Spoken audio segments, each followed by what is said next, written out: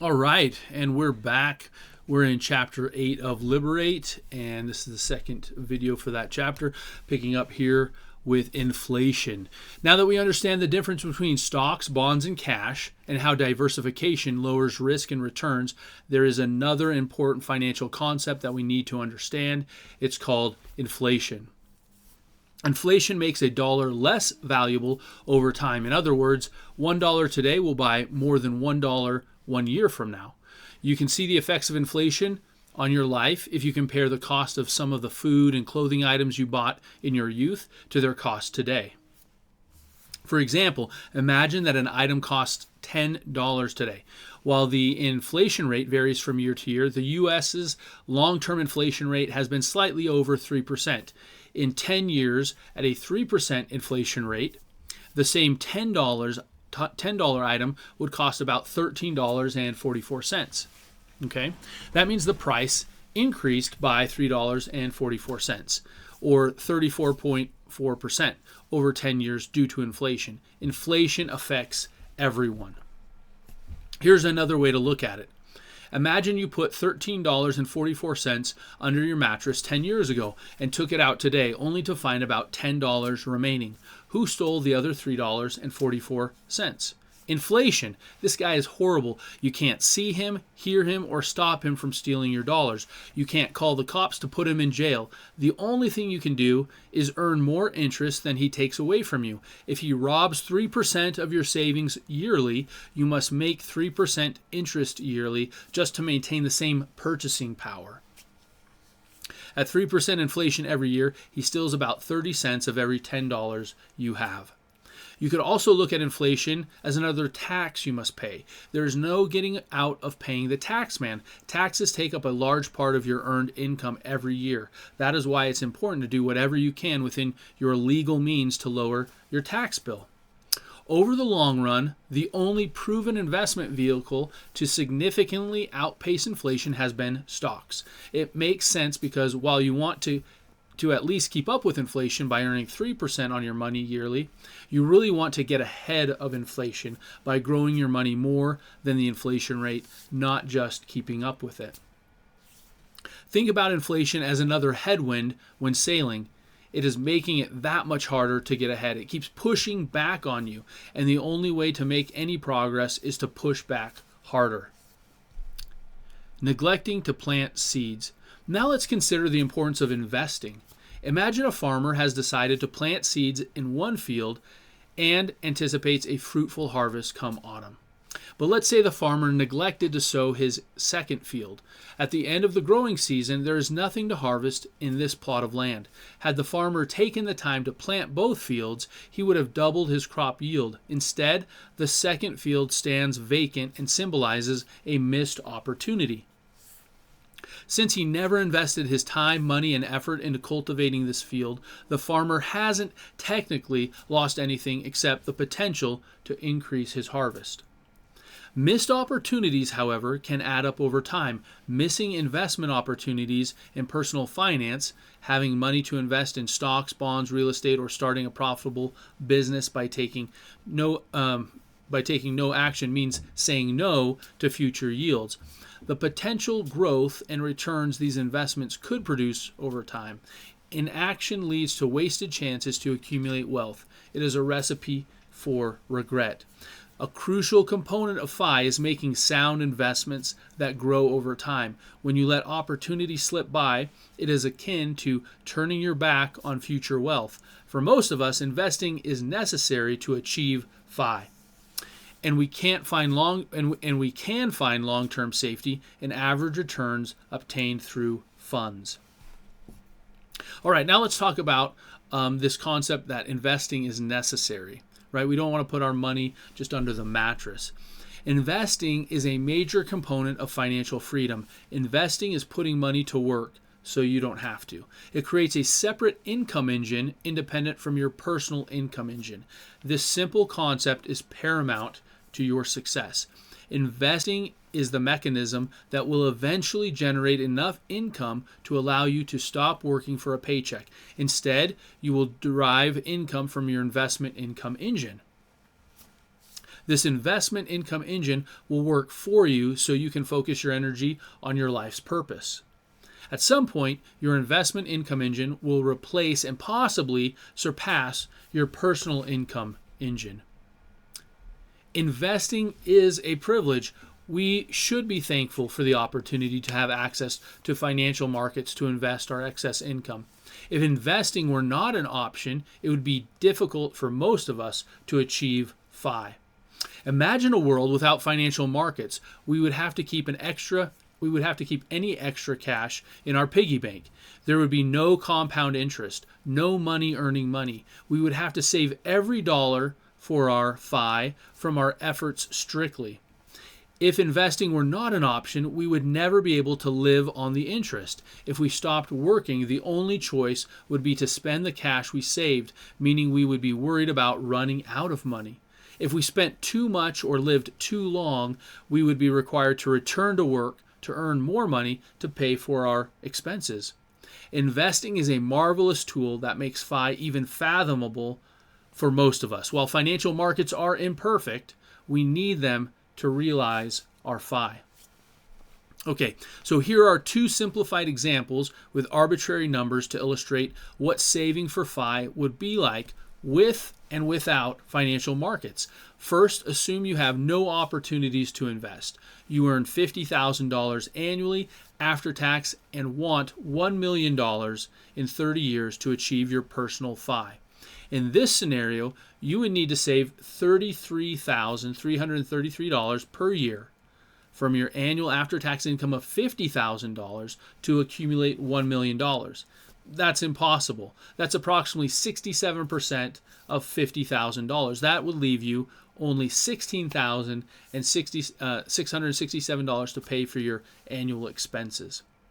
Now let's consider the distribution phase, right? That's the accumulation phase. And let's say we have that $1 million. Now what happens when we start needing the money to live on? Assuming you want your income to last 30 years, not considering the effects of taxes and inflation, which would make this scenario worse, you could spend $33,333 per year. That is the exact amount you saved every year for 30 years. The cumulative amount you saved was $1 million. You will spend that same $1 million over the next 30 years. Realize that at the end of the 30 years, you will have $0 in your account. You spent it all. This scenario is the reality if investing wasn't an option or if you chose not to. Okay, so right here, this is just showing you annual contributions needed to reach $1 million in 30 years at 0, 5, and 8%. The annual income that you would need, right?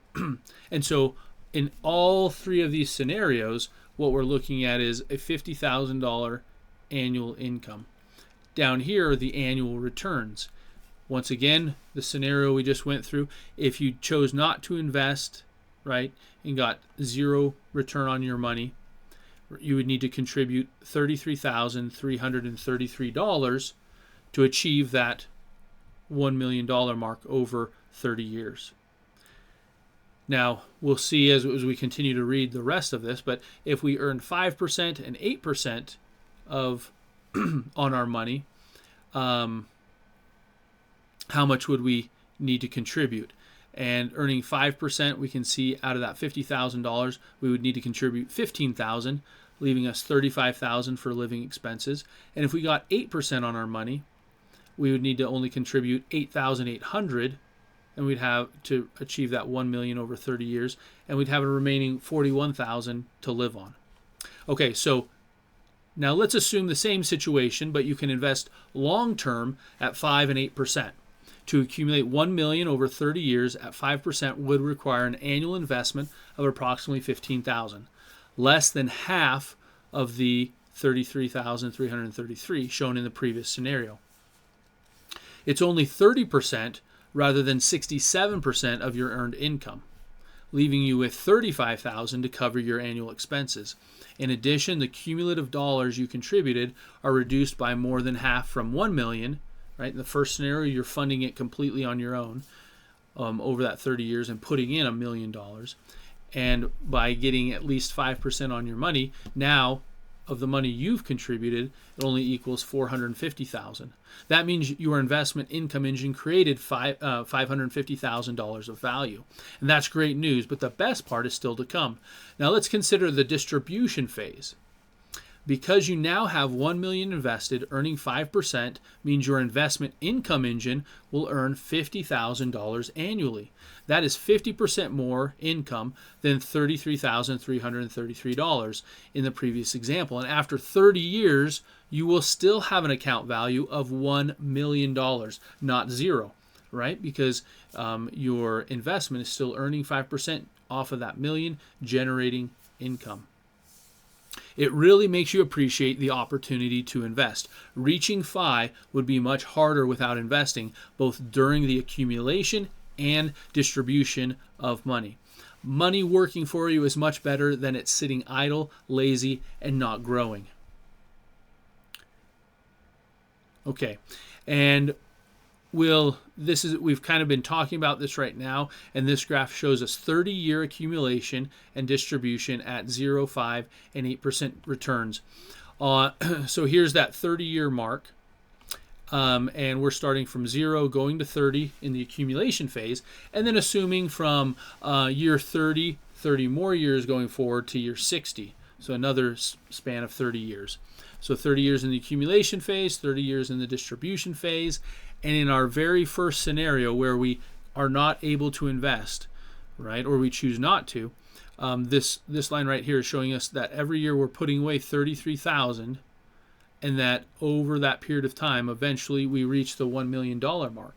And then during the next 30 years, we're taking out $33,000 every year and depleting our account value. That second scenario, when we talked about earning 5%, is this dotted line here, and we're contributing about half, $15,000 roughly invested annually.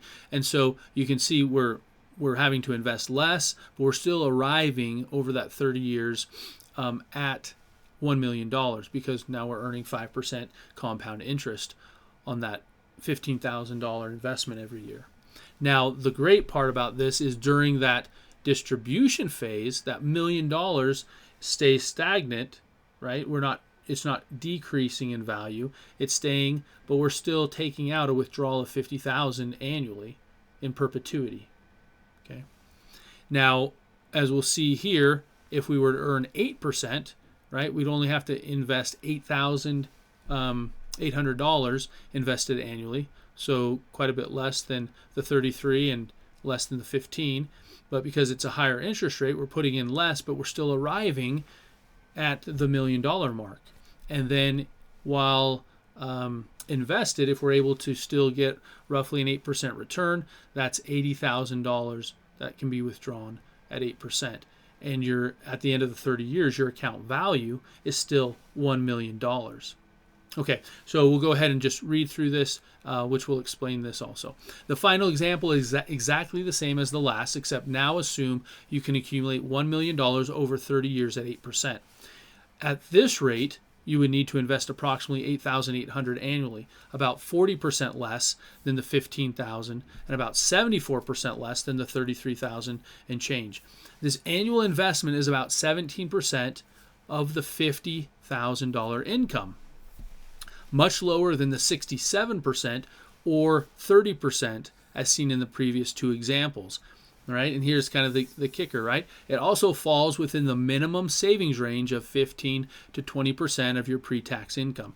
That means you would have $41,200 to pay for your annual expenses. Also, the cumulative amount you contributed to accumulate $1 million is reduced by more than 40%, from $450,000 to $264,000, right? Those are the dollars that you are actually putting in. If you were to add up the $8,800, multiply that by 30 years, that gives you the $264,000 of your own money going in, versus in the previous example of $15,000, you were putting in $450,000 of your own money. That means your investment income engine created $736,000 of value. Okay, now you can see how your investment income engine is paramount to achieving your FI. With $1 million invested, earning 8%, your investment income engine will earn $80,000 annually. That is 140% more income than $33,333, and after 30 years, you will still have an account value of $1 million. Okay, while this example is simplified, the purpose is to reiterate the importance of investing and not just saving to achieve FI. Without investing, both the accumulation and the distribution phases would be much more difficult, in the sense that you would have to save a lot more during the accumulation phase, spend less in the distribution phase, and possibly deplete your account to zero, leaving no room for error. And we're always talking about building in those buffers, right? We want to build in the buffer, and here there's no buffer. Said differently, investing allows you to save less during the accumulation phase for investing, spend more during the distribution phase for investing, and provide additional cash reserves if things don't work out as planned. All of which are benefits of investing. I think most people take investing for granted. However, investing is crucial to FI, and I'm thankful for it. I'm convinced that millions of people would never achieve FI without it, so use it to your advantage. All right, we're going to stop there and pick up our next part of Chapter 8, Investing, from Liberate, in the next video. Thanks for being here with me.